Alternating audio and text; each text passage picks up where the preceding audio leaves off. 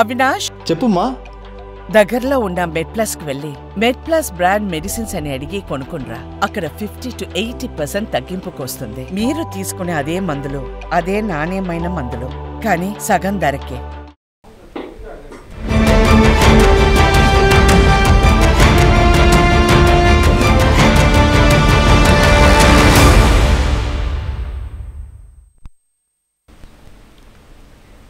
Welcome to Big Talk. నేను విజయ్. తెలంగాణ సర్కారు దూకుడు పెంచింది. ప్రభుత్వానికి కొరకరాని కొయ్యగా మారిన ప్రతిపక్ష బీఆర్ఎస్కు చెక్ పెట్టేందుకు పావులు కదుపుతోంది. బీఆర్ఎస్ వర్కింగ్ ప్రెసిడెంట్ కేటీఆర్ అరెస్టుకు రంగం సిద్ధమైనట్లు ప్రచారం జరుగుతుంది. ఫార్ములా రేస్ నిధులు దుర్వినియోగం కేసులో కేటీఆర్ను విచారించేందుకు ఏసీబీ ఇప్పటికే గవర్నర్కు లేఖ రాసింది. మరోవైపు వికారాబాద్ కలెక్టర్పై దాడి వెనుక కేటీఆర్ ప్రమేయం ఉందని కాంగ్రెస్ నేతలు వాదిస్తున్నారు. దీంతో కేటీఆర్ అరెస్టు నేడో రేపు అనే వాతావరణం నెలకొంది. తెలంగాణ సీఎం రేవంత్ రెడ్డి ఇప్పటికే పలుమార్లు కేసీఆర్ కుటుంబానికి జైలు శిక్ష తప్పదని హెచ్చరించారు. ఈ నేపథ్యంలో కేటీఆర్ అరెస్టుకు రంగం సిద్ధమైందనే ప్రచారం జరుగుతోంది. ఇంతకు నిజంగానే కేటీఆర్ అరెస్టుకు ప్రభుత్వం ప్లాన్ చేస్తుందా? గులాబీ పార్టీని కట్టడి చేసేందుకే కేటీఆర్ను టార్గెట్ చేశారా? కేటీఆర్ను అరెస్టు చేస్తే గులాబీ పార్టీ పరిస్థితి ఏంటి? ఇదే అంశం గురించి వాటి బిగ్ టాక్లో చర్చిద్దాం.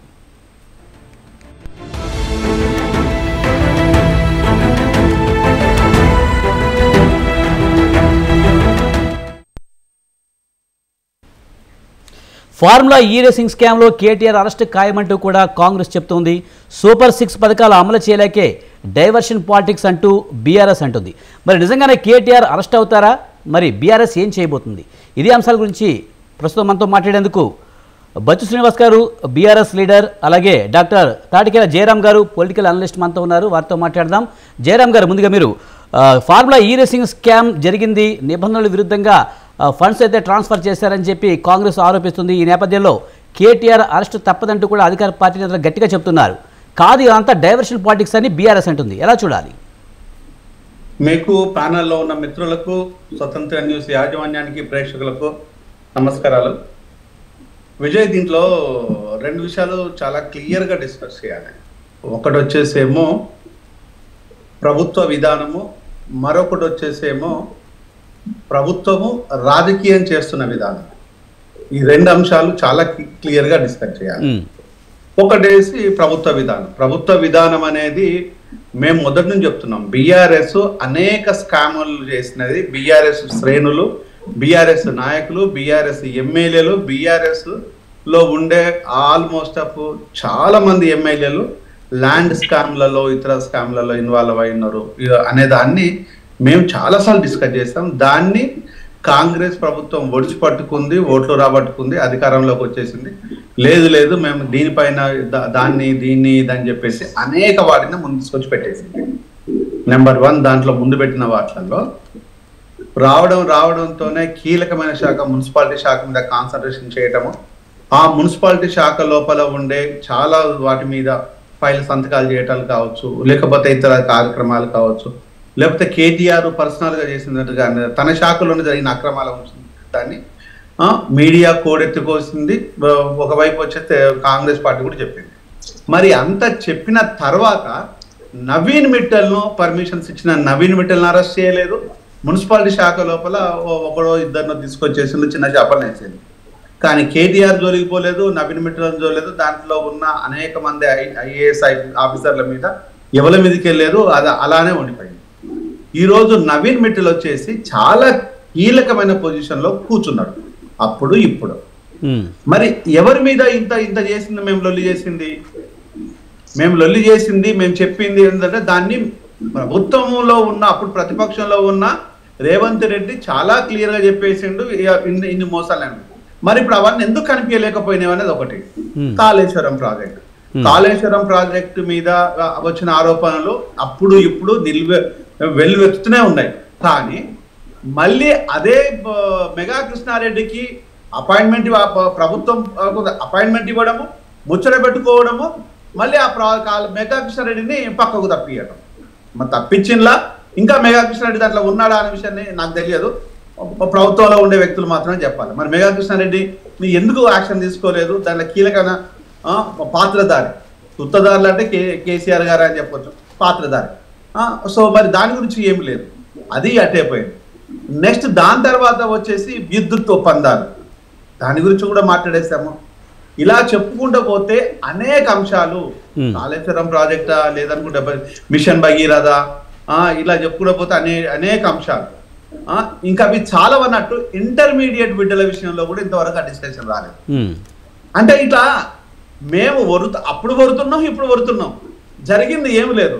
ఇప్పుడు వచ్చేసి ఇది ఒక చిన్న కార్యక్రమాన్ని తీసుకొని కేటీఆర్ని బెదిరిస్తున్నాడంటే ఇది బెదిరిస్తున్నట్ట లేకపోతే ఊరికే రాజకీయం చేస్తున్నట్ట? కాంగ్రెస్ పార్టీ ప్రభుత్వంలో ఉందా ప్రతిపక్షంలో ఉందా అనేది కాంగ్రెస్ పార్టీకి ఏమైనా అర్థమవుతుందా? అంటే ఇప్పుడు బీఆర్ఎస్ చెప్తున్నట్టు జయరాం గారు ఈ ప్రాపగండ అంతా దేనికోసం? జయరాం గారు మీరు చెప్తున్నట్టు లేకపోతే బీఆర్ఎస్ చెప్తున్నట్టు కానీ ఇది డైవర్షన్ పాలిటిక్స్ అనుకోవాలి. ఎందుకంటే కాంగ్రెస్ ప్రభుత్వం అధికారంలోకి వచ్చిన కాడి నుంచి మనం చూస్తే కనుక ప్రతి పథకంలోనూ ప్రతి ప్రాజెక్టులోనూ అడుగుతున్నట్టు పదే పదే విమర్శిస్తుంది. ఇంతకుముందు మీరు చెప్పినట్టు కాళేశ్వరం తీసుకొచ్చారు, ఫోన్ ట్యాపింగ్ అన్నారు, ఫార్ములా ఈరేసింగ్ అంటున్నారు, కొలగరన్ అంటున్నారు, హైడ్రా తీసుకొచ్చారు, తర్వాత లగచారు. అంటే ఇదంతా కూడా తీసుకొచ్చింది డైవర్షన్ పాలిటిక్సే. సూపర్ 6 పథకాలు అమలు చేయలేక అని బీఆర్ఎస్ అంటే దాంట్లో వాస్తవం ఉందంటారా? సూపర్ 6 పథకాలు అమలు చేయలేక కాదు, ఇవన్నీ దేనికోసం? ఒక రాజకీయ ప్రభుత్వము రాజకీయం చేస్తూ బ్లాక్ మెయిల్ చేస్తున్నదా అనేది వాళ్ళు ప్రశ్నించుకోవాలి. ఈరోజు సూపర్ 6 అమలు చేయడం అనేది నిజంగా చిత్తశుద్ధి ఉంటే అమలు చేయడానికి మాలాంటి వాళ్ళ సహకారం ఉంటది. మేము డెఫినెట్ గా దానిపైన సూచనలు ఇస్తుంటాము. దాని మీద పని కూడా నయా పైసా తీసుకోకుండా పని కూడా చేయడానికి సిద్ధం ప్రజల కోసం. కానీ ఈ రోజు మా సూచనలు అక్కర్లేదు, గతించిన ప్రభుత్వానికి అక్కర్లేదు, ఇప్పుడున్న ప్రభుత్వానికి అక్కర్లేదు. ఎందుకంటే దొంగలు ఊళ్ళు పంచుకున్నట్టు వాళ్ళు చాలా క్లియర్ చెప్తాను. దొంగలు ఊళ్ళు పంచుకున్నట్టు బంగారు తెలంగాణ పేరు మీద దోసుకున్నది బీఆర్ఎస్ అయితే ఈరోజు ప్రజా తెలంగాణ మీద దోసుకుంటున్నది కాంగ్రెస్. ఆ రోజు బీఆర్ఎస్ వెలమకి తెలంగాణ అయిపోయింది, ఈ రోజు కాంగ్రెస్ రెడ్డి తెలంగాణ అయిపోయింది. కానీ ప్రజా తెలంగాణ కాదు, అది బంగారు తెలంగాణ కాదు. ఇది నిజంగా కనుక మీకు చిత్తశుద్ధి ఉంటే ఎందుకు బెదిరింపులు? ఎవరిని బెదిరిస్తున్నారు? దేనికోసం బెదిరిస్తున్నారు? ఒకవేళ కనుక సాక్ష్య ఆధారాలను కనుక మీరు సేకరించడం లేదా, మీ దగ్గర వీక్ గా ఉందా? నిన్న కాక మొన్న కలెక్టర్ మీద దాడి చేస్తున్నారంటే ఈరోజు బీఆర్ఎస్ గెలుపు అనుకోవాలా, మీ అలసత్వం అనుకోవాలా, మీ చేతకంతనం అనుకోవాలా? మీ దగ్గర ఇంటెలిజెన్స్ ఉంటది, మీ దగ్గర పోలీస్ వ్యవస్థ ఉంటది, మీ దగ్గర పూర్తి జయరాం గారు మంత్రి శ్రీధర్ బాబు ఒక మాట అన్నారు, ఇంటెలిజెన్స్ వ్యవస్థ ఫెయిల్ అయింది, పోలీసులు ఫెయిల్ అయ్యారని సాక్షాత్తు మంత్రి అన్నారు. ఒక్క నిమిషం లగచర్ల విషయంలో రేవంత్ చేతిలో అన్ని శాఖలు, హోంశాఖ రేవంత్ చేతిలో ఉంటది. నీ చేతిలో ఇంత ఉన్నా కూడా నీ కాన్స్టిట్యున్సీలోనే ఇంత జరుగుతూ ఉంటే దాన్ని అది రేవంత్ రెడ్డి వైఫల్యం అందామా, ప్రభుత్వ వైఫల్యం అందామా?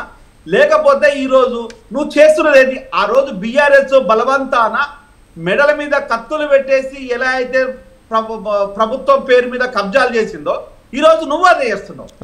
ఆ రోజు బీఆర్ఎస్ చేసిన దానికి ఈ రోజు కాంగ్రెస్ చేసిన దానికి పెద్ద తేడాలు ఏమి లేవు, పార్టీలు వేరు, పని అంతా ఒక్కటే. కాకపోతే జయరాం గారు మనతో పాటు ఇంకా ఇద్దరు గెస్ట్లు జాయిన్ అయ్యారు, వారితో కూడా మాట్లాడాల్సింది, కొంచెం time. Just 1 minute.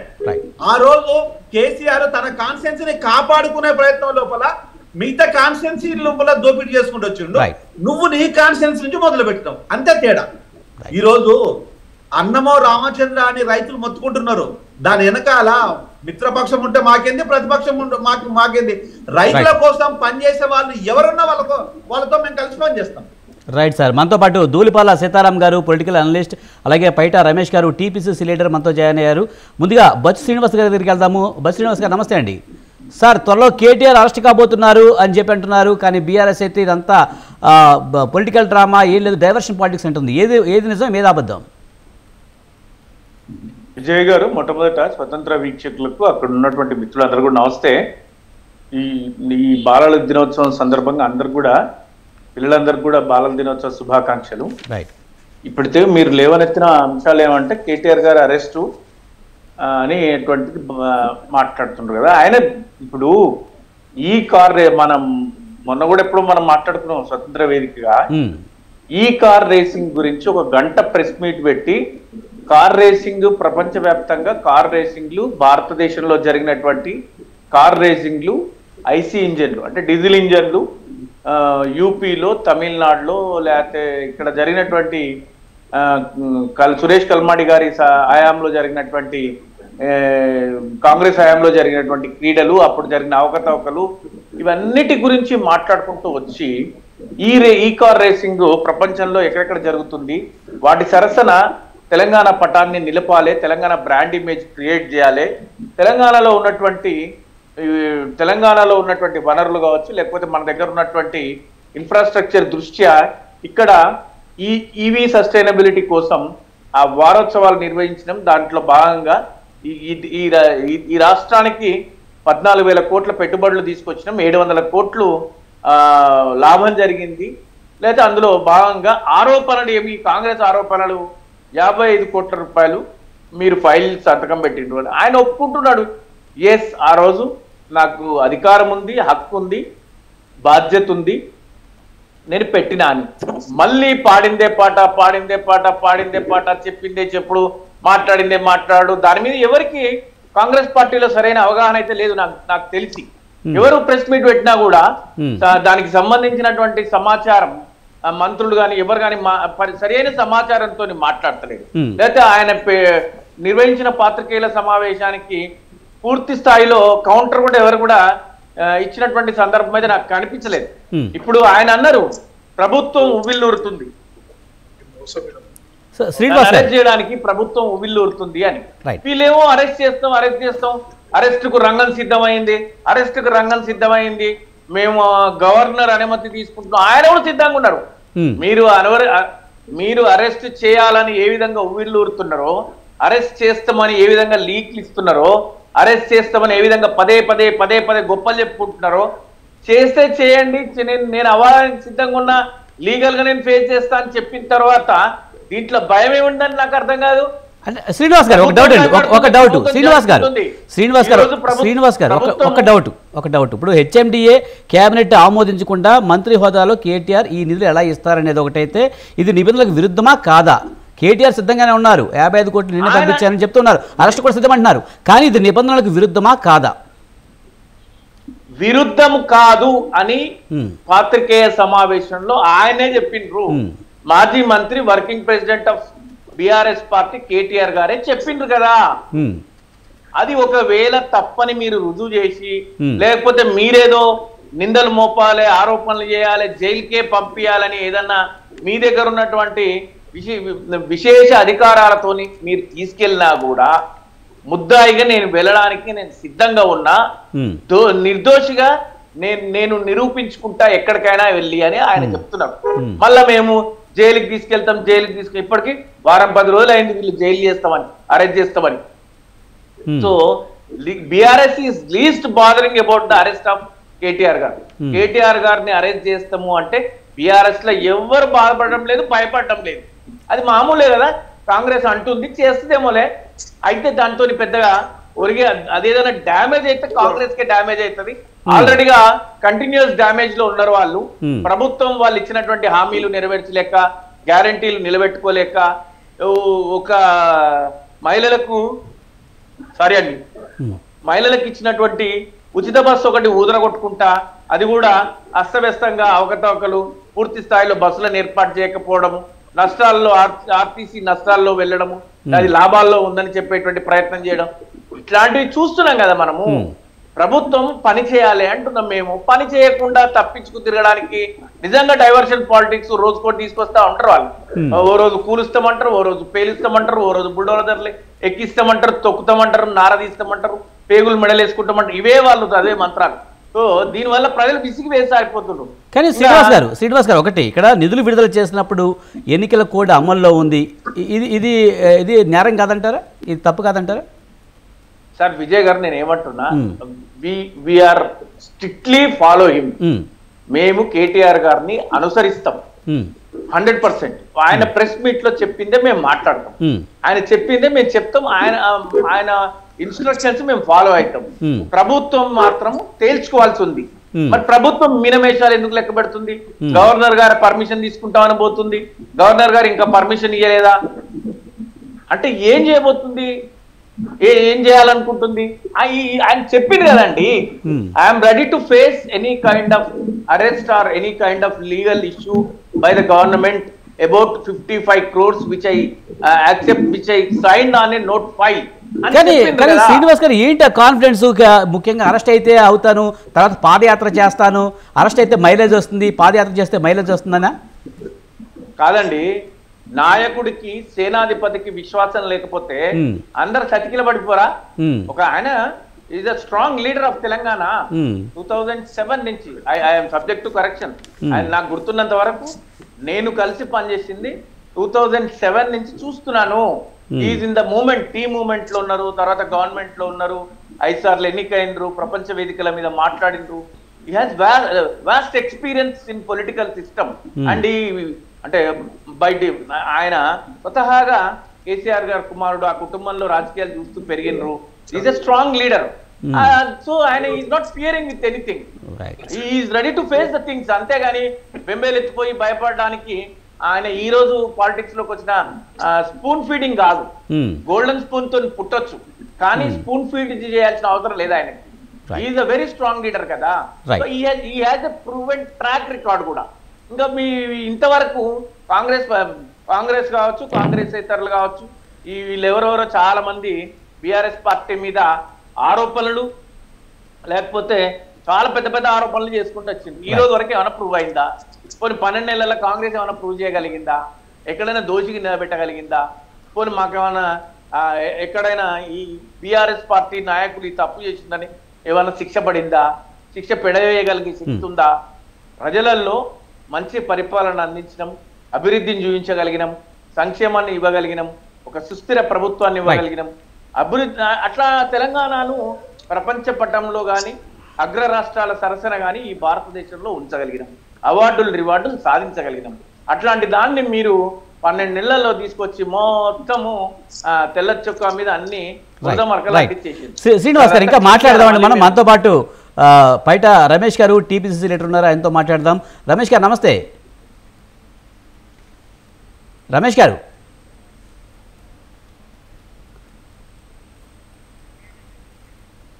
Right, Ramesh గారు స్పందించలేదు. అలాగే దూలిపాల సీతారాం గారు పొలిటికల్ అనలిస్ట్ ఉన్నారు, ఆయనతో మాట్లాడదాం. సీతారాం గారు నమస్తే అండి. నమస్కారం అండి సార్. ఫార్ములా ఈ రేసింగ్ లో స్కామ్ జరిగిందని కాంగ్రెస్ అంటుంది. లేదు, ఏం జరగలేదు, మేము అరెస్ట్ కైనా సిద్ధం, అరెస్ట్ తర్వాత మేము పాదయాత్ర చేస్తాం, ఏ విచారణకైనా సిద్ధమని బీఆర్ఎస్ అంటుంది. ఎలా చూడాలి? ముందుగా ప్యానెల్ స్పీకర్స్ కి, ప్రేక్షకులకి, వీక్షకులకి అందరికీ కూడా నమస్కారం. యాక్చువల్గా మీరు రైజ్ చేసిన క్వశ్చన్ ఏమిటంటే అరెస్ట్ చేస్తారా, తప్పిదాలు జరిగినాయా, అరెస్ట్ చేస్తే ఏమిటి అన్న దానిపైన ఎక్కువ చర్చ ఉన్నది ప్రస్తుతానికి. ఇక్కడ మనం ముఖ్యంగా చూడాల్సింది ఏమిటంటేనండి, స్టార్టింగ్ పాయింట్ లోనే ముఖ్యంగా ఏవైతే ఈ ఫోన్ ట్యాపింగ్ విషయం అని అన్నారు ముందు, అది ఎంక్వైరీ జరుగుతుంది అన్నారు, స్టిల్ ఎంక్వైరీ నడుస్తుంది ప్రస్తుతానికి. దెన్ కాళేశ్వరం అన్నారు, అది కూడా ఎంక్వైరీ పేరుతో నడుస్తుంది ప్రస్తుతము. దెన్ కమింగ్ బ్యాక్ టు ఇది ఫార్ములా ఈవెన్ రేస్ అన్నారు. దాని మీద ఆయన బీయింగ్ ఏ మినిస్టర్, ఆయన యాక్చువల్గా ఏంటంటే as a minister he has owned the responsibility. ఆయన రెస్పాన్సిబిలిటీ ఓన్ చేశారు. నార్మల్గా మనం ఎక్కడ మనం చూసినా కూడా ఏంటంటే జనరల్గా నాకు తెలియదు, నేను చూడలేదు, ఎవరు చేశారు అని తప్పించుకోవడానికి ప్రయత్నం చేస్తారు జనరల్గా. ఇక్కడ మన ఇంపార్టెంట్ పాయింట్ క్యాచ్ చేయాల్సింది ఏంటంటే ఆయన he has own the responsibility. Yes, I have issued instructions, I have done it అని చెప్పి ఓపెన్గా ప్రెస్ మీట్లో చెప్పినారనమాట. దట్ ఈస్ మోర్ దట్, అంతకన్నా ఇంకా కావాల్సింది ఏం లేదు దాంట్లో. దట్ మీన్స్ ఆయన ఈజ్ వెరీ కాన్ఫిడెంట్. ఏంటంటే స్వతహాగా ఏంటంటే he held that portfolio for long time. దాంట్లో మంచి చెట్లు ఏమిటన్నది ఆయనకు ఒక అవగాహనతోటి. సీతారాం గారు కేటీఆర్ ప్రెస్ మీట్ లో చెప్పాడు, అవును నేను చేయమన్నాను, నేనే ఫండ్స్ ట్రాన్స్ఫర్ చేయమని చెప్పాడు. కానీ ముఖ్యంగా హెచ్ఎండిఏ కానీ క్యాబినెట్ అనుమతి లేకుండా చేయకూడదని కాంగ్రెస్ చెప్తుంది. అట్ ది సేమ్ టైం ఎన్నికల కోడ్ కూడా అప్పుడు అమల్లో ఉంది. ఇది కరెక్టేనా? ఆయన ఒప్పుకోవచ్చు, ఇది తప్ప ఒప్ప? ఇప్పుడు ఎన్నికల కోడ్ అమల్లో ఉన్నప్పుడు ఇచ్చేసారన్నప్పుడు మరి ఎలక్షన్ కమిషన్ ఏం చేస్తున్నది? ఎలక్షన్ కమిషన్ కదా బాధ్యత తీసుకోవాలి. ఎలక్షన్ కమిషన్ రియాక్ట్ కావాలి దానికి. ఒకవేళ కనుక ఎన్నికల కోడ్ టైంలోనే జరిగి ఉంటే కనుక, ఎన్నికల కోడ్ అప్పటికి ఉండి ఉంటే ఎందుకు ఎలక్షన్ కమిషన్ సైలెంట్ ఉంది? Why election commission, what the election commission was doing? That is one. Second thing, ఆయనకు రూల్ పొజిషన్ చాలా క్లియర్గా ఎక్స్ప్లెయిన్ చేశారు. హెచ్ఎండిఏ పరిధి ఏమిటి, హెచ్ఎండిఏ ఏం చేయగలుగుతుంది, హెచ్ఎండిఏని నిర్వహిస్తున్న అధికారులకు కానీ మంత్రికి కానీ ఏం అధికారం ఉన్నది ఆయన కేటగారికల్గా చెప్పడం జరిగింది. బట్ అప్పుడు ఒకవేళ కనుక అది కాదు, ఇది చెప్పేది తప్పు అన్నది అయితే ఎవరు చేయాలి? ఇప్పుడున్న ప్రభుత్వం చేయాల్సి వస్తుంది అక్కడ, అది చూసుకోవాలి మనం. Then coming back to Lagacharla incident, అక్కడ ఏంటంటే దాదాపు 1300 ఎకరాలు అక్విజిషన్, ల్యాండ్ అక్విజిషన్. ఇక్కడ యాక్చువల్గా ఏంటంటే మనం చూడాల్సింది అంటే ల్యాండ్ అక్విజిషన్ యాక్ట్ ఇంప్లిమెంటేషన్ వస్తుంది 2013లో. అప్పటి యూపీఏ ప్రభుత్వం, మీరు గతంలో కనుక ల్యాండ్ ఇష్యూస్ కనుక తీసుకుంటే కనుక అది నందిగ్రామ్ సింగూరు కావచ్చు, ఒడిశాలో కళింగ నగర్ ఇన్సిడెంట్ కావచ్చు, తర్వాత ఒడిశాలోనే బాక్సైట్ మైన్స్ విషయంలో న్యామగిరి ఇన్సిడెంట్ కావచ్చు, దెన్ కమింగ్ బ్యాక్ టు విజయనగరంలో బాక్సైట్ మైన్స్ విషయం కావచ్చు. ఈ ల్యాండ్ అక్విజిషన్కి వచ్చేటప్పటికి ఏమిటంటేనంటే మనకు మన దేశంలో ప్రతి వాడికి ల్యాండ్ సెంటిమెంట్, యాక్చువల్గా మన దేశంలో ఉన్నంత ల్యాండ్ సెంటిమెంట్ బయట ఎక్కడా లేదు. సో ల్యాండ్ సెంటిమెంట్ ఏదంటే ల్యాండ్ ఇవ్వడానికి వాళ్ళకి ఓకే రైట్, అక్కడ ప్రాజెక్ట్ వస్తుందేమో ఫస్ట్ థింగ్. ప్రాజెక్ట్ వచ్చినా తన ఉన్న అవకాశాన్ని తను ఎందుకు వదులుకోవాలి అనే ఒక అభిప్రాయంతో ఇక్కడ ఉన్న ప్రజానికానికి ఉంది. ఇప్పుడు నేను ఉంటున్నాను, నేను అక్కడ పొలం దున్నుకుంటున్నాను, ఫర్ ఇన్స్టెన్స్ అక్కడ పొలం దున్నుకుంటున్నాను, ఆ పొలం మీదే నాకు లైవ్లీహుడ్, నా పని నేను ఎక్కడో పోయి ఉద్యోగం చేయాల్సిన అవసరం లేదు నాకు, నేను ఆ పొలం మీదే బతుకుతాను, నేను హాయిగా ఉల్లి కట్టుకుంటాను, చెట్టు కింద పడుకుంటాను, నా లైఫ్ నాకు అదే హ్యాపీ లైఫ్ అని అనుకున్నప్పుడు మీరు వాడి ప్రైవసీని మీరు కాదనడానికి లేదు కదా. అందుకే ల్యాండ్ అక్విజిషన్ యాక్ట్ లో ఏంటంటే ఫస్ట్ ఫెయిర్ కాంపన్సేషన్ అన్నారు. ఫస్ట్ ఏంటంటే ఫెయిర్ కాంపన్సేషన్ అంటే ఫస్ట్ ఆఫ్ ఆల్ ఇచ్చే ముందు సీతారాం గారు ఆ టాపిక్ మనం తర్వాత మాట్లాడదాం, దీన్ని కంటిన్యూషన్ చేద్దాం. ఎందుకంటే కేటీఆర్ అరెస్ట్ అవ్వడం ఖాయమని చెప్పి అయితే పర్టికులర్గా కాంగ్రెస్ పదే చెప్తుంది. చర్చించకుండా ఇవన్నీ మీరు మూలాల్లోకి పోకుండా కేవలం మనం రాజకీయంగానే మాట్లాడితే కనుక అరెస్ట్ చేయాలంటే రాజకీయంగానే మాట్లాడదాం, అరెస్ట్ చేసేసి అరెస్ట్ చేయాలి అని అనుకుంటే కనుక ప్రభుత్వాలు మనం చూస్తూనే ఉన్నాం. ఏ ప్రభుత్వం అయినా సరే కానీ అరెస్ట్ చేయాలనుకుంటే ఏదో కారణం చూపించేసేసి అరెస్ట్ చేస్తారు. ఇక్కడ ఒకటి చూడండి, కేటీఆర్ ని అరెస్ట్ చేస్తామని కాంగ్రెస్ ప్రభుత్వం ఘంటాపథంగా చెప్తుంది, బీఆర్ఎస్ కూడా దానికి రెడీ అవుతుంది. తర్వాత ఏం చేయాలనుకునే దానికి కూడా వాళ్ళు రెడీ అయిపోతున్నారు. అంటే కేసీఆర్ అరెస్ట్ అవ్వడం అనేది ఖాయంగా అనుకోవచ్చు. ఇందులోనూ ముఖ్యంగా మనం అనుకున్న ఇంతకుముందు పాయింట్లు, క్యాబినెట్ అనుమతి తీసుకోకపోవడం, హెచ్ఎండి అనుమతి తీసుకోకపోవడం, అలాగే ఎన్నికలు కూడా అమల్లో ఉంటాం, ఇవన్నీ కూడా కేసీఆర్ అరెస్ట్ తప్పదు అన్న ఒక ఉద్దేశానికి బీఆర్ఎస్ కూడా వచ్చేస్తుంది అనుకోవచ్చా? మనము ఇక్కడ చూడాల్సింది ఏంటంటేనండి, అరెస్ట్ అనేది నేను అదే మళ్ళీ చెప్తున్నా మీకు. ఇప్పుడు మొన్న బుల్డోజర్ రాజ్యం అన్నారు, బుల్డోజర్ సుప్రీంకోర్టు ఏం తీర్పు చెప్పిందండి, ఎక్కడ పడితే అక్కడ ఇష్టం వచ్చినట్టుగా బుల్డోజర్ యూజ్ చేయడానికి లేదు. ఓకే రైట్, వాళ్ళ మనకు న్యాయస్థానాలు ఉన్నాయి, న్యాయస్థానాలు తీర్పు చెప్తాయి. ఇవాళ మీరు అరెస్ట్ చేయొచ్చు, ప్రస్తుతానికి అరెస్ట్ చేయడం క్వశ్చన్ కాదు. ఇక్కడ మనం చూడాల్సింది ఏంటంటే లాంగ్ రన్ ఎంత వరకు ఇది కేసు ఒక విండిక్టివ్ నేచర్ తోటి చేస్తున్నారా, లేకపోతే రియల్ గా తప్పు జరిగి చేస్తున్నారా. తప్పు జరిగి చేశారని కనుక దానికి పద్ధతులు అవలంబించాల్సి ఉంటుంది, ప్రాపర్ ప్రొసీజర్ అడాప్ట్ చేయాల్సి ఉంటుంది. ఒకవేళ తప్పు జరిగింది, ఒక వ్యవస్థలో ఒక తప్పు జరిగింది అన్నప్పుడు దాని పూర్వపరాలు ఆలోచించాలి. ఆ పూర్వపరాలు ఆలోచించిన తర్వాత ఈ కేసులో ఎంత బలంగా నిలబడుతుంది రేపు పొద్దున అని చెప్పేసి చేయాల్సి వస్తుంది. అంతే తప్ప కానీ అరెస్ట్ చేయాలి అని నిర్ణయించుకున్న తర్వాత మీరెవరు ఆపలేరు, నేను ఆపలేము. ఖచ్చితంగా అరెస్ట్ చేస్తామని న్యాయస్థానం ఉందన్నది మనం చూడాలి. అవును, ఖచ్చితంగా అరెస్ట్ చేస్తామనేది ఇప్పుడే కాదు, మన ఫోన్ ట్యాపింగ్ లోనే చెప్పారు, అలా కాళేశ్వరం విషయంలోనే చెప్పారు, ఇవన్నీ చెప్తూనే ఉన్నారు. ఎప్పటికప్పుడు కేసీఆర్ ఫ్యామిలీ జైలుకి వెళ్ళిపోతుంది అని చెప్తూనే ఉన్నారు. కానీ బీఆర్ఎస్ ఏమంటుందంటే ఇవన్నీ డైవర్షన్ పాలిటిక్స్, నువ్వు సూపర్ 6 అమలు చేయలేక ఇదంతా కూడా చేస్తున్నావని అంటుంది. సూపర్ 6 అమలు కాకపోవడం వల్ల ఇదంతా డైవర్షన్ పాలిటిక్స్ చేస్తుందా కాంగ్రెస్? ప్రస్తుతము నా పర్సనల్ ఒపీనియన్, ప్రభుత్వం మీద వాళ్ళకు పట్టు లేదండి ఫస్ట్ థింగ్. ఎందుకంటే ఇప్పుడు మీరు ఒక పక్క ఎంక్వైరీ జరుగుతుంటే మంత్రుల అరెస్ట్ జరుగుతుందని ఎట్లా చెప్తారండి? తప్పు కదా. అసలు మీరు ఎందుకు చెప్పాలి? మంత్రి స్థాయిలో ఉన్న వ్యక్తులు ఎందుకు చెప్పాలి దాని గురించి అరెస్ట్ జరుగుతుంది, ఇది వాళ్ళ రేపు జరుగుతుంది అని ఎందుకు చెప్పాలి? దానికంటే వ్యవస్థ లేదా? ఆ వ్యవస్థ పని చేయట్లేదా? ఆ వ్యవస్థ కదా చెప్పాలి. ఒకవేళ వ్యవస్థ చెప్పాలంటే వ్యవస్థ చెప్తుంది. ఆ వ్యవస్థ కాకుండా మంత్రులు చెప్పడం అనేది దాని అర్థం ఏంటంటే ఇది పొలిటికల్. ఇప్పుడు ప్రజల్లో కూడా ఏమైనా వెళ్ళిపోయింది, దీనివల్ల ఏమైపోయిందంటే ప్రజల్లోకి ఏమైనా వెళ్ళిపోయిందంటే కేవలం అరెస్ట్ చేయాలి అన్న ఒక 1 పాయింట్ ప్రోగ్రామ్ తోటి ముందుకు పోతున్నారు అని అంటున్నారు. దీనివల్ల ఏంటంటే పార్టీ గవర్నమెంట్కే చెడ్డ పేరు, నా పర్సనల్ ఒపీనియన్. అరెస్ట్ చేయడం ఎవరైనా అరెస్ట్ చేయాలనుకుంటే సింపుల్ గా, ఇప్పుడు ఎట్లయితే గవర్నమెంట్ ఎంప్లాయీస్ సస్పెండ్ చేయాలి అనుకుంటే కనుక సింపుల్ రీజన్ తోటి సస్పెండ్ చేయొచ్చు. అట్లాగే అరెస్ట్ చేయాలి అనుకున్నప్పుడు ఏంటంటే ఏదో ఒక కారణం ఎలిమి పెట్టి చేయొచ్చు. రైట్. జయరామ్ గారు, మీరేమంటారు? నిబంధనలకు విరుద్ధంగా 55 కోట్లు ఆయన ట్రాన్స్ఫర్ చేశారని తోడైతే కేటీఆర్ ఒప్పుకున్నారు, నేను చేశాను అప్పుడున్న కారణాలతో ఏదో చెప్తున్నారు ఆయన. కానీ ఇది ప్రజల్లోకి ఇలా ఒప్పుకోవడం వల్ల రాంగ్ ఇండికేషన్ అని వెళ్తుందంటారా? విజయ్, నేను అదే చెప్తున్నాను, ఇక్కడ చాలా క్లియర్ గా చెప్తున్నాను.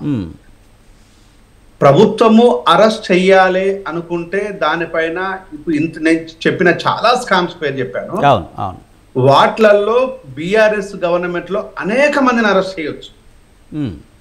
ఆ చిత్తశుద్ధి, దమ్ము, ధైర్యం కనుక ఉన్నట్టయితే కాంగ్రెస్ వాళ్ళు ఏ తప్పులు చేయకపోతే, ఫ్యూచర్ మేము తప్పులే చెయ్యం అనుకున్నప్పుడు వాళ్ళని అరెస్ట్ చేయొచ్చు. కానీ ఇక్కడ కాంగ్రెస్ అరెస్టులు కాదు, రాజకీయం చేస్తుందని చెప్తున్నాను నేను. ఇక్కడ రాజకీయం మాత్రమే చేస్తుంది. ఒకటి ఏంటంటే, నెంబర్ 1, ప్రభుత్వము కాంగ్రెస్ చేతిలో ఉంది, కాంగ్రెస్ ప్రభుత్వము, అధికారులు కాంగ్రెస్ ప్రభుత్వం ఉంటారు. అరెస్టులు చేయడం పెద్ద పనేం కాదు. ఒక దాని మీద పర్యవేక్షణ చేసుకొని ఈ 1 year లోపల అనేక అంశాల మీద వర్క్ చేసుకుంటూ రావచ్చు. కనీసం ఒక్క అంశాన్ని కూడా మీరు ఇంతవరకు క్లారిఫై చేసుకోలేకపోయినా ప్రభుత్వం లోపల. హోంశాఖ ముఖ్యమంత్రి దగ్గర ఉన్నది, ముఖ్యమంత్రి వచ్చేసి యాక్టివ్ గా స్టేట్మెంట్స్ ఇస్తున్నాడు. రాజకీయ పరమైన స్టేట్మెంట్స్ దేనికోసం అంటున్నాను. ఈ రోజు ఆ అధికారులు ఎవరైతే ఉన్నారో వాళ్ళను కూడా మీరు ఉన్నతమైన పొజిషన్ లోనే ఉంచారు కదా. మెడికల్ డిపార్ట్మెంట్ లోపల అనేక అవకతవకలు జరుగుతున్నాయని మేము గొగ్గొల్లు పెట్టి చెప్పినా కూడా రమేష్ రెడ్డి పైన ఏమైనా యాక్షన్ తీసుకున్నారా? రమేష్ రెడ్డి ఇప్పుడు ఉద్యోగం చేసుకుంటూ హాయిగానే ఉన్నాడు కదా. అదే మెడికల్ డిపార్ట్మెంట్ మీద సో ఇంకొక ఇది ఇప్పటికి కూడా ఎవరైతే మన సిద్దిపేటలో ఉన్న డైరెక్టర్ అనే పేరు మీద ఒక లేడీ ఉంటుంది, విమలా థామస్ అనే ఒక లేడీ, ఆమెకు అనేక రకమైన అధికారాలను పిటిషన్లు. ఒక మనిషికి ఒకటే ఉద్యోగం, అలాంటిది ఒక మనిషి 5 పొజిషన్లో ఉన్నారు ఇప్పుడు. మరి ఆమె మీద అనేక రకమైన ఆరోపణలు ఉన్నాయి, పేపర్లలో కూడా వస్తున్నాయి. మరి ఎందుకు అంటే ఈ రోజు వీళ్ళు ఏం చెప్పదలుచుకున్నారు? మీరు అరెస్టులు చేయరన్న విషయం నాకు తెలుసు. ఈరోజు ప్రజలకు అర్థమవుతుంది. ప్రజల్లో నేను ఒక్కనే కదా, నేను రాజకీయ పార్టీ వ్యక్తిని కాదు. ప్రజల్లో నేను ఒక్కడిని. మంచి జరిగితే మంచి అని చెప్తాం, చెడు జరిగితే చెడు అని చెప్తుంటాం.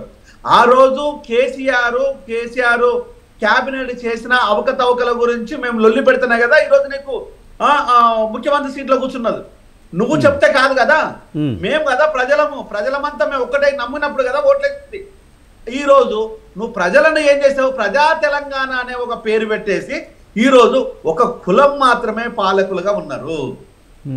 ఆ రోజు బంగారు తెలంగాణ పేరు మీద ఒక కులం మాత్రమే పాలకులుగా ఉన్నారు. ఈ రోజు కులము కుటుంబం, ఆ రోజు ఈ రోజు is the straight next coming the point. ఈ రోజు నేను అదే ప్రశ్నిస్తున్నాను రేవంత్ని. అక్కడ లఘుచర్లలో జరుగుతున్న ఇన్సిడెంట్ ఒక ముఖ్యమంత్రిగా మీకు తెలియకుండా హోమ్ మినిస్టర్ గారిని మీరు కాన్సన్ట్రేషన్ చేయాలి కదా. మీకు మీ శాఖలలో ఉండే అఫిలియేటెడ్ హోమ్ శాఖలలో ఉండే ఇంటెలిజెన్స్ మీకు ఇన్ఫర్మేషన్, రెగ్యులర్ ఇన్ఫర్మేషన్ ఇవ్వాలి కదా. మరి అక్కడ ఉండే 1300 ఎకరాలను అక్వేషన్ చేస్తున్నాడంటే అక్కడ కామన్ మ్యాన్ మేము భూములు వదులుకుంటామని చెప్తున్నారా? వదులుకోమని చెప్తున్నారు కదా. అక్కడ మదర్ కాన్స్టిట్యున్సీ కదా ఇది. మరి ఈ విషయాలన్నీ తెలిసి కూడా నువ్వు ఎందుకు పంపించావు అక్కడ అధికారులను? రాజకీయం కోసం పంపించావా? లేదు అనుకుంటే అక్వేషన్ కోసం పంపించావా? అక్వేషన్ వాళ్ళు యాక్సెప్ట్ చేయట్లేదు. ఇది రాజకీయమైన ఒరవడి కోసమైనా ఈ డ్రామా అంతా దేనికోసము అని అంటే ఇక్కడ ఏ పనులు కూడా సక్రమంగా ప్రభుత్వం చేయలేకపోతున్నది.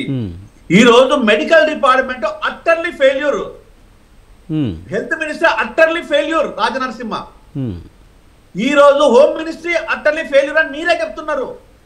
ఒక ఉన్నతమైన అధికారి మీద దాడి జరుగుతుంది అంటే ఈ రోజు ప్రజల మీద దాడి జరిగినట్టుగా, ప్రభుత్వం మీద కాదు ప్రజల మీద దాడి జరిగినట్టుగా. మరి ఆ ప్రజలే ప్రభుత్వం అయినప్పుడు ఆ ప్రజలే హింసించుకునే స్థితికి వచ్చిందంటే ఈరోజు లా అండ్ ఆర్డర్ ఎందుకు మీ చేతిలో ఉన్నట్టు? మా చేతిలో లేదు. నేను హోమ్ మినిస్టర్ని కాదు, నీవు ముఖ్యమంత్రి హోదాలో ఉండి నువ్వు హోమ్ మినిస్టర్వి, నువ్వు ముఖ్యమంత్రివి. ఆ పర్యవేక్షణ ఏమైపోయింది? ఈరోజు ఇప్పుడు ఈరోజు నా పోలీస్ వ్యవస్థ చాలా గౌరవమైందన్న విషయాన్ని నాకు తెలుసు, మన అందరికీ తెలుసు. మరి మన పోలీస్ వ్యవస్థ ఇంత చిన్నగా ఎందుకు కనిపించింది ప్రజలకు? ఎందుకు గొప్పగా కనిపించలేదు? ఈరోజు ఒక అధికారి, ఒక కలెక్టర్ అనే అధికారి, ఒక స్ట్రైట్ గా ఒక జిల్లా అధికారి, ఆయన ఒక అటెండర్ కాదు కదా, మరి ఆయన పర్యవేక్షణ, ఆయన విధానాలు మీకు అక్కర్లేదా? ఊర్తిగా వదిలేస్తారా? అంటే ఈరోజు దీని అన్నింటికి కారణం ఎవరు అంటే వీళ్లకు అడ్మినిస్ట్రేషన్ లేకపోవడమే, ప్రాపర్ అడ్మినిస్ట్రేషన్ తెలియకపోవడమే. ఇక్కడ కాంగ్రెస్ లో ఉన్న వాళ్ళంతా ముఖ్యమంత్రులు, ఇక్కడ అప్పుడే బీఆర్ఎస్ లోపల ఉన్న మాత్రం ముఖ్యమంత్రి ఒక్కడే, అన్ని మంత్రులు అన్ని శాఖలు. ఏం తేడా ఉంది రెండింటికి? నీ కాంగ్రెస్ లో ఉన్న వాళ్ళందరూ ముఖ్యమంత్రులు అయినలు, బీఆర్ఎస్ లో ఉన్న కేసీఆర్ మాత్రం అన్ని శాఖలకు ఆయనే ముఖ్యమంత్రి, ఆయనే మంత్రి అయిండు. What is difference between two parties లోపల, రెండు ప్రభుత్వాల లోపల? ఈ డిఫరెన్స్ ఏమైనా కనిపిస్తుందా ప్రజలకు? అంటే ఈరోజు సిగ్గుతోనే తలదించుకోవాలి. మేము ప్రభుత్వం కాదు, మేమా మీకోసం కొట్లాడింది, మేమా మేము జైలుకి వెళ్ళింది, మేమా మా ఉద్యోగాలను త్యాగం చేసింది, మేమా మా జీవితాలను త్యాగం చేసింది, మేమా మా జీవనం పూర్తిగా ప్రజల కోసం అంకితం చేసింది. ఎవరి కోసం అంకితం చేసింది అనేది అంటే ఆ రోజు ఈ రోజు ఇద్దరు బీఆర్ఎస్ కాంగ్రెస్ తోడు దొంగలు, ఇట్స్ స్ట్రైట్ వాడితో ఇద్దరు తోడు దొంగల్లాగా వ్యవహరిస్తున్నారు తప్ప ప్రజల పక్షాన. కానీ ఈరోజు అరెస్ట్ చేస్తే పొలిటికల్ మైలేజ్ కోసం మన కేటీఆర్ చూస్తున్నాడు, అరెస్ట్ చెయ్యకుండా ఓన్లీ ఆరోపణలతోనే పొలిటికల్ మైలేజ్ రేవంత్ చూస్తున్నాడు. ఈ రెండింటి పెద్ద తేడా ఏమున్నది? ఇద్దరికి కావాల్సిన పొలిటికల్ మైలేజే కావాలి, ఇద్దరికి కావాల్సిందే పొలిటికల్ ఆరోపణలే కావాలి, ఇద్దరికి కావాల్సింది పొలిటికల్ గెయిన్ కావాలి. కానీ ప్రజల పెయిన్ ఎవరికి అవసరం లేదు. ఈరోజు ఈ రాష్ట్రం లోపల ఆల్కహాల్ విలయ తాండం చేస్తుంది, విజృంభిస్తుంది. 40% ఆఫ్ యంగ్ అమ్మాయిలకు భర్తలు చనిపోయి ప్రభుత్వ స్కూల్ లోపల షరీక్ అయితే ఆ స్కూళ్ళలో బిడ్డలు ఒంటరి మహిళలతో చదివించుకుంటూ ఉంటే ఈరోజు అడక్ట్ అయిపోయిన వాళ్లకు ఆల్కహాల్ అడిక్షన్ సెంటర్లు, డిఅడిక్షన్ సెంటర్లు లేకపోవడము, మందు లేకపోవడము, ఇంకా దుర్మార్గం ఏంటంటే గ్లూకోజ్ సీసాలు కూడా లేకపోవడం ఈరోజు సిగ్గుతో తలదించుకోవాల్సిన విషయం. ఈ విషయం లోపల హరీష్ రావు ఎందుకు మాట్లాడతలేడు? బీఆర్ఎస్ పార్టీ ఎందుకు మాట్లాడతలేదు? కేటీఆర్ ఎందుకు మాట్లాడతలేదు? ఈరోజు విపరీతమైన ఆల్కహాల్ వల్ల ప్రజలకు నష్టం జరుగుతున్నది, వాళ్ళ క్షేమము సంక్షేమము రెండు పోతున్నాయి అనేది గత పార్టీ ఎందుకు మాట్లాడతలేదు? ఈ ప్రభుత్వం ఎందుకు మాట్లాడతలేదు?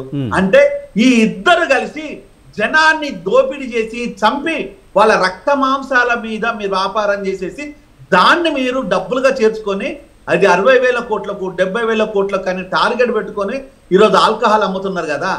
దీన్ని కదా ప్రశ్నించాల్సింది, దీన్ని కదా ప్రభుత్వం ప్రతిపక్షాలు అడగాల్సింది, దీన్ని కదా ఒక్కసారి మనం వెనక్కి చూసుకోవాల్సింది. ఈ రోజు కులాలు మతాలు లేకుండా, చిన్న పెద్ద లేకుండా డ్రగ్ కు అడైన స్టూడెంట్స్ చూస్తున్నాము. ఈ రోజు అదే ఆల్కహాల్ తాగి చచ్చిపోతున్న కుటుంబాలను చూస్తున్నాం.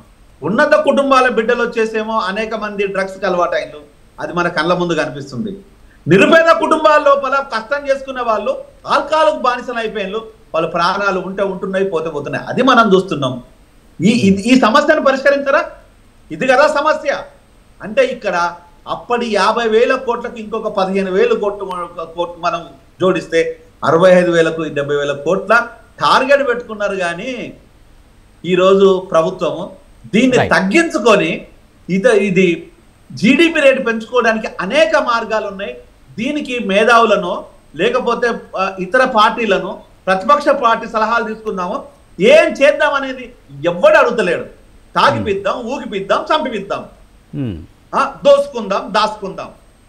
అంటే ఈరోజు ఆ రోజు బంగారు తెలంగాణ లోపల బంగారం లేదు, ఈరోజు ప్రజా తెలంగాణ లోపల ప్రజలు లేరు. స్టిల్ మళ్ళీ నేను ఒక్కటే మాట చెప్తున్నాను, ఆ రోజు వెలమ తెలంగాణ వెలమల కోసం ఉన్నది, ఈరోజు రెడ్డి తెలంగాణ రెడ్డిల కోసం మాత్రమే పనిచేస్తుంది. ఆ రోజు వెలమలు పూర్తి స్థాయి లోపల అధికారంలో ఉన్నారు, ఈ రోజు రెడ్డిలు పూర్తి స్థాయి లోపల అధికారంలో ఉన్నారు తప్పితే ఈ రోజు ఒక్క మాట చెప్పండి, జయరామ్ గారు ఒక్క మాట చెప్పండి. మీరు చెప్తున్నట్టుగా రకరకాల ఇష్యూల్లో కేసీఆర్ కుటుంబాన్ని అరెస్ట్ చేస్తామని పదే చెప్తూ ఉంది, అరెస్టులు అయితే జరగలేదు. ఇప్పుడు ఈ విషయంలో ఖచ్చితంగా అరెస్ట్ చేస్తామని చెప్తున్నారు, వీళ్ళు కూడా దానికి తగ్గట్టుగానే రెడీ అవుతున్నారు. ఎలా చూడాలి? చెప్పా కదా, అరెస్ట్ చెయ్యాల్సిన వాటిలలో చెయ్యకుండా దీంట్లో చేస్తున్నాడంటే కేటీఆర్ నెత్తి మీద పాలు పోసినట్టే. ఓకే, కేటీఆర్ కు రాజకీయంగా ఎదగడానికి ఉపయోగపడ్డట్టే. ఇందులో కేటీఆర్ తనను డిఫెన్స్ చేసుకోవడానికి పూర్తి ఆయుధాలు, పూర్తిగా అవకాశాలు పూర్తిగా కేటీఆర్ ఉన్నవి. ఈ రోజు నువ్వు అరెస్ట్ చెయ్యలేవు, నాకు తెలుసు. నువ్వు చేస్తానని డ్రామా చేస్తే చేసినట్టు అవుతే రాజకీయంగా నీ ప్రత్యర్థిని నువ్వు నిర్ణయించుకున్నట్టు. రేపు బీజేపీ ఇక్కడ అడుగు పెట్టకుండా నీ ప్రత్యర్థి నీకు బలంగా కనిపించడం కోసము, చూపించడం కోసం మాత్రమే కేటీఆర్ అరెస్ట్ చేసేసి రాజకీయంగా తనని కాపాడుతున్నట్టు నాటకం ఆడటమే అంతే తప్ప రేపు బీజేపీని చెక్కు పెట్టే ప్రయత్నం లోపల జరుగుతున్న డ్రామా తప్ప it is a purely political drama. Right right బస్ శ్రీనివాస్ గారు, రైట్ సార్, రైట్ రైట్ బస్ శ్రీనివాస్ గారు, రాష్ట్రంలో అరెస్టులు డ్రామా నడుస్తుంది, కేవలం ప్రత్యర్థి పార్టీలను తొక్కడానికే కాంగ్రెస్ బీఆర్ఎస్ రెండు ఒకటే అనే అభిప్రాయం వస్తుంది, ఎలా చూస్తారు?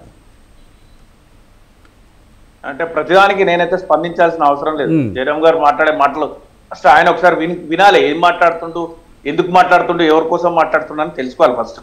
ఏదంటే అది మాట్లాడేస్తే అవకాశం ఉంది. ఒక్క నిమిషం మీరు మాట్లాడుతుంటే నేను డిస్టర్బ్ చేయలే, తప్పు అట్లా మీరు మాట్లాడుతుంది చాలా తేడా ఉంది, కానీ మీరు మాట్లాడుతుంటే నేను డిస్టర్బ్ చేయలేదు, చాలా తేడా ఉంది. ఆ విషయం ప్రస్తుతం కనిపిస్తుంది. కానీ విజయ్ గారు చెప్పండి. ఇప్పుడు నేను చాలా సైలెంట్ గా విన్నా, ఎందుకు ప్రజలు కూడా వినాలి అని. అట్లా నేను మాట్లాడుతున్నప్పుడు అట్లనే ఉంటే మంచిది. ఇప్పుడు తన వ్యక్తిగత అభిప్రాయాలను లేకపోతే ఇంకేదో జనం మీద రుద్దే ప్రయత్నం చేస్తే అది వారి విజ్ఞతకే వదిలేద్దాం, దాని మీద స్పందించాల్సినటువంటి అవసరం లేదు. ఈ రోజు ఈ రాష్ట్రంలో ఉన్నటువంటి నాయకులు, ప్రజలు, లేకపోతే ప్రజలు అది ఆ గ్రామంలో, వికారాబాద్ గ్రామంలోని అక్కడ పోయి జనాలు కలెక్టర్ గారి మీద గొడవ చేయడము, తర్వాత జరిగినటువంటి పరిణామాలు, ఈ కాంగ్రెస్ బీఆర్ఎస్ ఒకటే అని అనడము, ఏమో దాంట్లో నాకు అంటే కొత్త అర్థం, కొత్తగా ఆవిష్కరించేటువంటి ప్రయత్నం. మాకు ఈరోజు బీఆర్ఎస్ పార్టీ క్షేత్రంలో ఉంది, నామమాత్ర ప్రతిపక్షంగా అదేమిటి బీజేపీ పార్టీ ఉంది. ఈరోజు ప్రతి సందర్భంలో, ప్రతి విషయంలో ప్రభుత్వం తీసుకుంటున్నటువంటి ప్రజా వ్యతిరేక కార్యక్రమాలల్లో బీఆర్ఎస్ పార్టీ పక్షాన నాయకులు క్షేత్రస్థాయి నుంచి పనిచేస్తున్నారు. ప్రతి పని కేటీఆర్ గారు, హరీష్ రావు గారు ప్రతి సందర్భంలో అంటే దేనికైనా కూడా స్పందించి ఈ ప్రభుత్వాన్ని ప్రశ్నిస్తుంటే, ఈ ప్రభుత్వానికి పాలన మీద ఒక పట్టు లేక, అధికారుల పట్ల ఇంకా ఇంతవరకు పట్టు సాధించలేక, పాలన గాడిన పడక, సమన్వయం లేక, ఆర్థిక వాళ్ళకు ఆర్థికంగా కూడా వాళ్ళు ఇండిసిప్లిన్ లో ఉండడం చేత, లేదా కొత్త అంటే ప్రజలను కొంచెం ప్రశ్నించకుండా భయంలో ఉంచడానికి, ప్రతిపక్షాన్ని భయంలో ఉంచడానికి వాళ్ళు చేసేటువంటి ప్రయత్నాలు ఈ 12 నెలలు అయితే గడిచిపోయింది. కాబట్టి ఆ పార్టీతో బీఆర్ఎస్ పార్టీ, కాంగ్రెస్ పార్టీ ఒకటే అనేటువంటి నినాదం ఏదో నాకు తెలియదు. కానీ బీఆర్ఎస్ పార్టీ, కాంగ్రెస్ పార్టీ ఈరోజు బీఆర్ఎస్ పార్టీని భయపెట్టడానికి కేటీఆర్ గారిని అరెస్ట్ చేస్తే కేటీఆర్ గారు న్యాయం, చట్టం ఉంది, దానికి ఒక పద్ధతి ఉంది.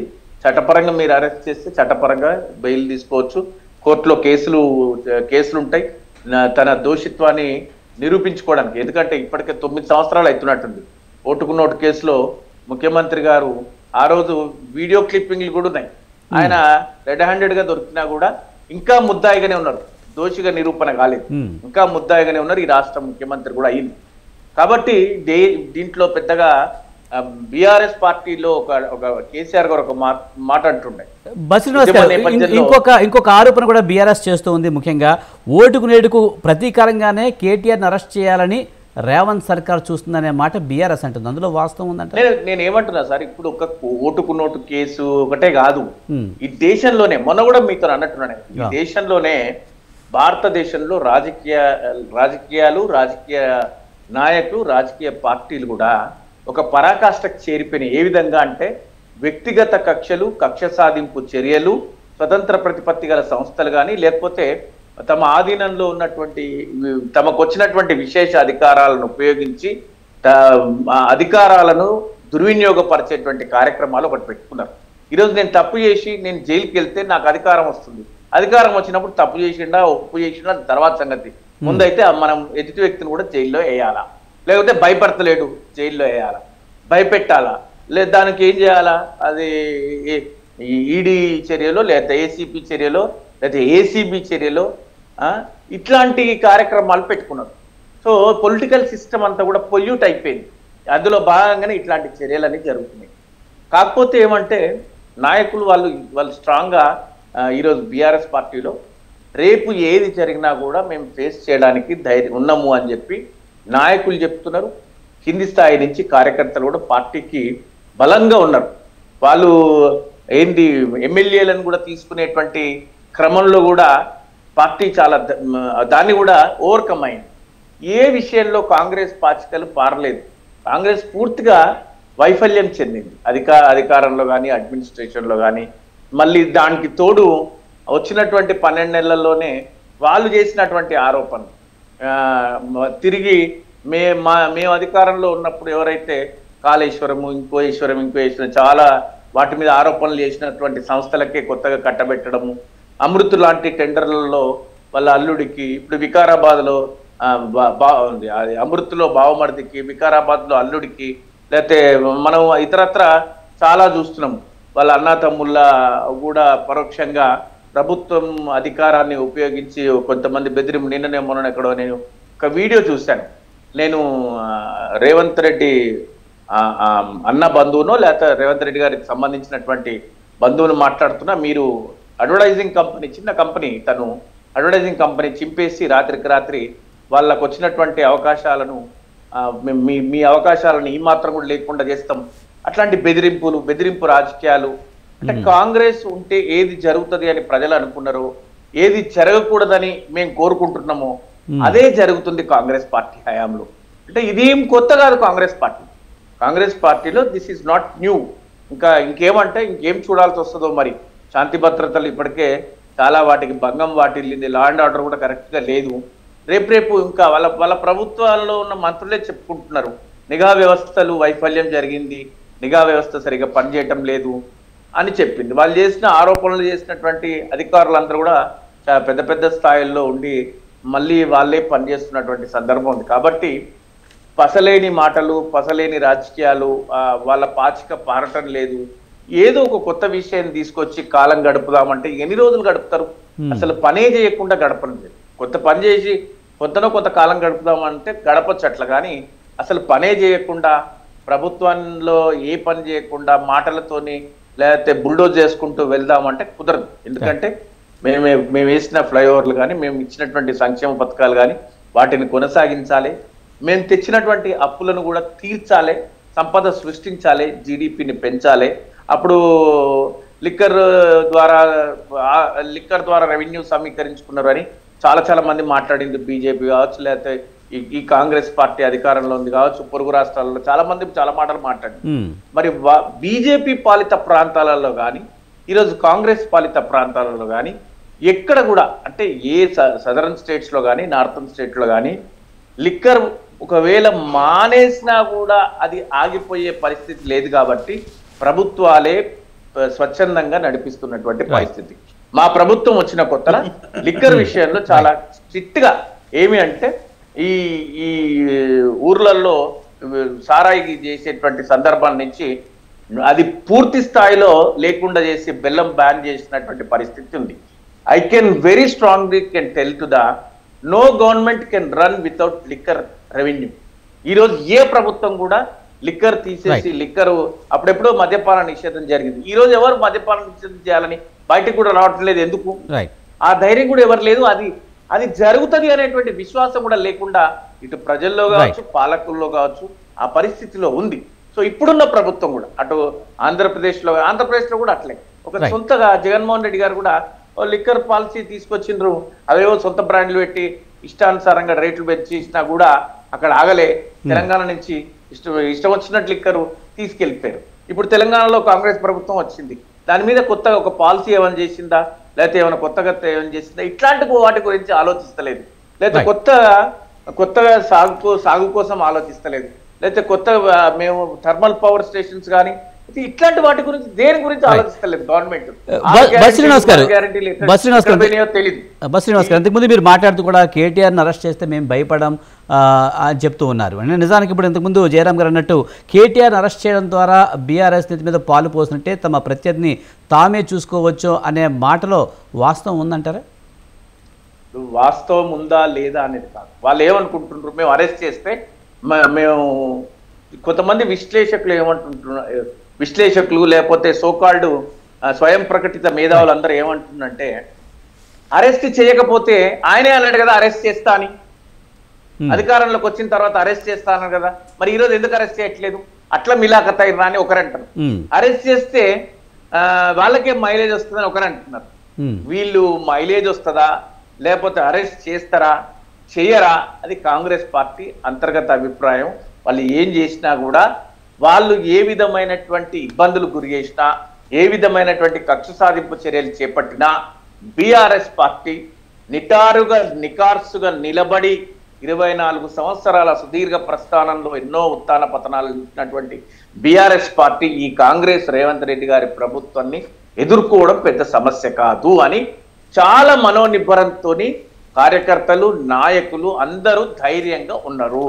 రాబోయే ఏ విధమైనటువంటి కాన్సిక్వెన్సెస్ వచ్చినా కూడా ఎలాంటి ఇష్యూ ఎలాంటి ప్రాబ్లమ్స్ క్రియేట్ చేసినా పార్టీని క్రియేట్ చేసినా పార్టీ కార్యకర్తలను అరెస్ట్ చేసినా పార్టీ పక్షాన మాట్లాడిన యూట్యూబర్లను అరెస్ట్ చేసినా ఏ విధమైనటువంటి కార్యక్రమాలు చేసినా ఇప్పుడు మా మాజీ ఎమ్మెల్యే నరేందర్ రెడ్డి గారిని అరెస్ట్ చేసింది, వారిని కూడా ఈరోజు హైకోర్టులో క్వాష్ పిటిషన్ మన స్క్రోలింగ్ లో కూడా చూస్తున్నాను. ఇప్పుడు హైకోర్టులో క్వాష్ పిటిషన్ వేయడం కానీ వికారాబాద్ కోర్టులో బెయిల్ అప్లై.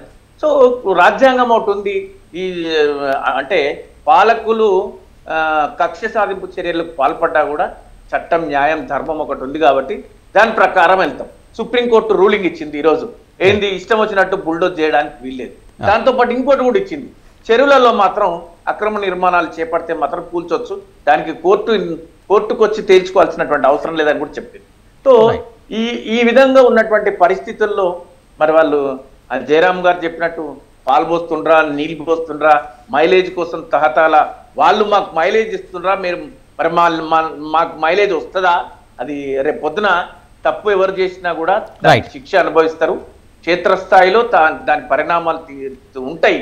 మరి అట్లా అని చెప్పి ఊరికనే లీక్లు ఇచ్చి అరెస్ట్ చేస్తాం అని చెప్పి ఊరికే ఈ ప్రభుత్వం అంటుందా? ఆ ప్రభుత్వం ఉట్టి మాటలు మాట్లాడినా వట్టి మాటలు మాట్లాడినా గట్టి మాటలు మాట్లాడినా BRS party is very strongly is going to face the any kind of arrest from the government. Right. Sitaram గారు, ముఖ్యంగా అధికారం కోల్పోయి ప్రతిపక్షంలో ఉన్న పార్టీ మీద ప్రస్తుతం అధికారంలో ఉన్న పార్టీ అవినీతి ఆరోపణలు చేయడం, గత ప్రభుత్వాల వైఫల్యాలే ప్రస్తుతం శాపాలుగా మారాయని పదే విమర్శించడం ఇది ఒక ఆనవాయితీగా మారిపోయింది అనుకోవచ్చా? ఇదొకటైతే ఇప్పుడు ప్రస్తుతం కాంగ్రెస్ రేవంత్ రెడ్డి సర్కార్ గతంలో రేవడి నోటి కేసులో అరెస్టుకు ప్రతీకారం తీర్చుకోబోతుంది అనేది ఇంకొక మాట. ఈ రెండు విషయాల గురించి చెప్పండి. ఏ పార్టీ అధికారంలో ఉన్నా ఏమిటంటే రాకముందు ఒక మాట వచ్చిన తర్వాత ఒక మాట జరుగుతున్న సందర్భాలు చాలా చూసినాం. ఇప్పుడు అధికారంలోకి వచ్చిన తర్వాత అధికారంలో రాకముందు వచ్చే మాటలు ఏవైతే మాట్లాడారో ఆ మాటల్ని మళ్ళీ వాళ్ళు ఫుల్ఫిల్ చేసుకోవాలనుకుంటే కనుక కంటిన్యూగా ఏదో ఒక టార్గెట్ చేసి ఏదో చెప్తానే ఉంటారు. అట్లా కాకుండా అసలు వ్యవస్థలో నిజంగా లోపాలు జరిగినాయా, ఈ లోపాలు మనం ఎట్లా సరిదిద్దాలి అనే పాజిటివ్ థింకింగ్ తోటి పోతే కనుక ఈ ఇబ్బందులు రావు. కాకపోతే ఏమైపోయిందంటే ప్రభుత్వాలు అన్నీ కూడా ఏంటంటే ఏ ప్రభుత్వాలైనా సరే కానీ వ్యవస్థల్ని నిర్వీర్యం చేస్తున్నాయి. అధికారులు కూడా పొలిటికల్ అపాయింట్మెంట్స్ కావడం అధికారులు కూడా ఏంటంటే పూర్తిగా వాళ్ళ యొక్క విచక్షణ జ్ఞానాన్ని ఉపయోగించి పూర్తి స్థాయిలో పనిచేయని సందర్భాలు మనం చాలా చూస్తున్నాం. ఇప్పుడు నిన్నటి సందర్భమే తీసుకుంటే కనుక లగచర్ల విషయమే తీసుకుంటే కనుక మళ్ళీ ఎందుకు చెప్తున్నాడు ఈ విషయం ఎందుకు చెప్తున్నానంటే గడిచిన 8-9 నెలల నుంచి అక్కడ జనము ఇవ్వడానికి ఇష్టపడట్లేదు, ల్యాండ్ ఇవ్వడానికి ఇష్టపడట్లేదు. ముఖ్యంగా 700 ఎకరాలు గిరిజనులకు సంబంధించిన భూములు. అట్లాంటప్పుడు యాక్చువల్గా ల్యాండ్ ఎక్విజిషన్ యాక్ట్ని పూర్తి స్థాయిలో వాళ్ళు నిర్వర్తించారా? చేయలేదు. చేసి ఉంటే ఈ సమస్య రాదు. యాక్చువల్గా అక్కడ కూర్చుని మాట్లాడింది ఎవరు మాట్లాడారు? అందుకే నేను ఏం చెప్తున్నానంటే ప్రభుత్వాలు అధికారంలోకి వచ్చే ముందు ఒక మాట మాట్లాడుతున్నాయి, అధికారంలోకి వచ్చిన తర్వాత ఇంకొక మాట మాట్లాడుతున్నాయి. దాంతో ఏమవుతుందంటే పర్సనల్ యాక్చువల్గా ఏమైపోయిందంటే పాలసీస్ మీద ఫైటింగ్ కన్నా కూడాను, పాలసీస్ మీద ఇష్యూస్ రైజ్ చేసి పాలసీ మ్యాటర్స్ మీద చర్చ జరిగేదానికన్నా కూడాను పర్సనల్ ఇష్యూస్ మీద ఎక్కువ జరుగుతున్నాయి. రాజకీయం అంతా కూడా పర్సనల్. ఎక్కువ మంది ఒక విండిక్టివ్ నేచర్ తోటి ఎదుటివాడిని ఏ రకంగా మనము తగ్గించాలి చేయాలి అన్న దానిపైన జరుగుతుంది తప్ప కానీ పాలసీస్ మీద డిస్కషన్స్ జరగట్ల. దాంతో ఏమిటంటే ఈ సమస్యలన్నీ వీటికి కారణం. ఇప్పుడు మూసీ సుందరీకరణ అన్నారు, మూసీ సుందరీకరణ లేకపోతే రిజర్వేషన్ లేకపోతే మూసీని చేస్తే దాని పూర్వపరాలు ఎక్కడ డిస్కస్ చేశారు? ఎవరైనా డిస్కస్ చేశారా? చేయలేదు. యాక్చువల్గా ఏంటంటే నేను నా పర్సనల్ ఒపీనియన్ ఇది మళ్ళీ కూడా చెప్తాను ఏంటంటే మూసీ సుందరీకరణ విషయం తీసుకుంటే కనుక ఫస్ట్ చేయాల్సింది ఏంటి? హైదరాబాద్ సిటీ డ్రైనేజ్ సిస్టమ్ని సరి చేసుకోవాలి. తర్వాత ఎస్టీపీస్ని కన్స్ట్రక్షన్ నెంబర్ ఆఫ్ ఎస్టీపీస్ని తీసుకురావాలి. కారణం ఏంటంటే ఆల్రెడీ 32, 33 ఏదో కడుతున్నారు కానీ బట్ ఈ ఎస్టీపీస్ లేకపోతే మీరు శుద్ధిగా చేసిన నీరు అసలు మీకు మూసీలోకే పోదు. గడిచిన 50-60 సంవత్సరాల నుంచి మీకు పైనుంచి మీకు మూసీలో ఎంత డ్రైనేజ్ నీరు పెరిగిపోయి ఉంటే మీరు ఆ డ్రైనేజ్ నీరుని ఎట్లా దీన్ని తగ్గించాలి అంటే ఎస్టీపీస్ లేకుండా మీకు అది కాదు. అంటే మీకు ఫస్ట్ హైదరాబాద్ సిటీ డ్రైనేజ్ సిస్టమ్ని మీరు మార్చుకోవాలి, తర్వాత ఎస్టీపీసీని తీసుకురావాలి, ఆ తర్వాత మీరు సుందరీకరణ కార్యక్రమం చేపట్టాలి. ఇవన్నీ చేయకుండా ఊరికే ముందుగానే మనం పోయేసేసి అక్కడికెక్కడో ఒక కొరియా పోయి చూసేసి వస్తే ఏమవుతుందండి? దానివల్ల ఏం ఉపయోగం? ఏం లేదు. యాక్చువల్గా గ్రౌండ్ వర్క్ ఏదైతే గ్రౌండ్ వర్క్ చేయాలో అది చేయట్లా. అధికారులు కూడా ఎవరు వాళ్ళకి సరైన సూచనలు ఇస్తున్నారో అనిపిస్తట్లేదు. సో దీంతో ఏమైపోతుందంటే most of the time policies మీద కన్నా కూడాను పర్సనల్గా ఎక్కువ క్రిటిసిజం జరుగుతుంది. అందుకే ఈ అరెస్టులు కావాలడం, అరెస్టుల పేరు ఎత్తడము, అరెస్టులు చేస్తామని చెప్పడం వల్ల ఎవరికి నష్టము? End of the day actually ఏంటంటే ఇప్పుడు ఏ ఇష్యూ మీద అరెస్ట్ చేసినా కూడా ఇప్పుడు ఇంతవరకు ఒకవేళ అరెస్ట్ చేస్తే ఇప్పుడు లేటెస్ట్ ఇష్యూ ఏంటి? లగచర్ల ఇష్యూ అరెస్ట్ చేయాలన్నప్పుడు లగచర్ల ఇష్యూ అప్పుడు కేటీఆర్ గారి దీని మీదే జరిగిందంటారు. అసలు కన్ఫెషన్ ఇక్కడ చూడాల్సింది ఏంటంటే కన్ఫెషన్ స్టేట్మెంట్ మ్యాజిస్ట్రేట్ ముందు ఇచ్చిన కన్ఫెషన్ స్టేట్మెంటా, పట్నం నరేందర్ రెడ్డి గారి పోలీస్ ఆఫీసర్ ముందు ఇచ్చిన కన్ఫెషన్ స్టేట్మెంట్ రాసిచ్చాడా? ఇవన్నీ మనం చూడకుండా యాక్చువల్గా ఏంటంటే డీటెయిల్స్ లోకి పోకుండా ఊరికి ముందు లీగల్ ఇచ్చేసేసి అరెస్ట్ చేస్తావి అనవసరమైన అనిశ్చితి క్రియేట్ చేయడం, లేనిపోని law and order problem create చేయడం, లేనిపోని న్యూసెన్స్ మనకే. రైట్, థ్యాంక్ యూ సీతారాం గారు, అలాగే డాక్టర్ తాటికేల జయరాం గారు, అలాగే బత్స శ్రీనివాస్ గారు, థ్యాంక్ యూ వెరీ మచ్ అండి డిబేట్లో పాల్గొన్నందుకు. ఇది ఇవాల్టి బిగ్ టాక్. చూస్తూనే ఉండండి స్వతంత్ర.